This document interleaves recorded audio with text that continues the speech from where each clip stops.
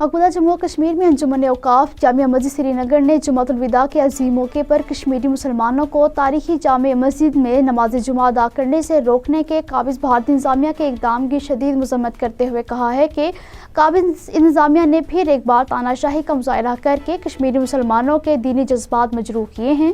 मकबूजा जम्मू और कश्मीर की तमाम सियासी, मजहबी और समाजी तंजीमों ने जामिया मस्जिद पर ताला चढ़ाने की मज़म्मत करते हुए कहा है कि इस वाक़ये से मोदी और उसके हवारियों के मकबूजा जम्मू और कश्मीर में सब कुछ ठीक है के दावों की नफी होती है। लंदन में कायम कश्मीरी पंडितों की तंजीम कश्मीर पीस फोरम इंटरनेशनल ने तारीखी जामिया मस्जिद श्रीनगर में नमाज जुमा की अदायगी पर पाबंदी को अफसोसनाक करार दिया है।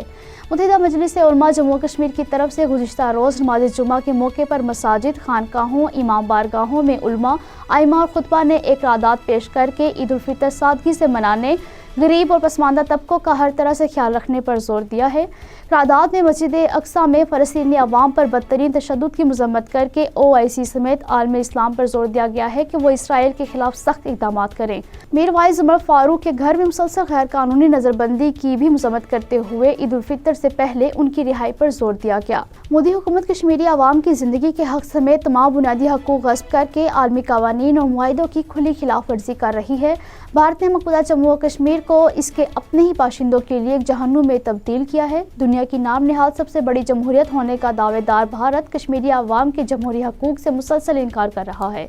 5 अगस्त 2019 में गैर कानूनी और एकतरफ़ा इक़दामात ने मकबूजा जम्मू और कश्मीर में जमहूरी असूलों के मामले में भारत का गिनावना चेहरा पूरी दुनिया के सामने मज़ीद बेनकाब किया है। भारत का अहले कश्मीर के बुनियादी हक खुद इरादत से इनकार अक़वाम मुत्तहिदा के चार्टर की सरहीन खिलाफ वर्जी है।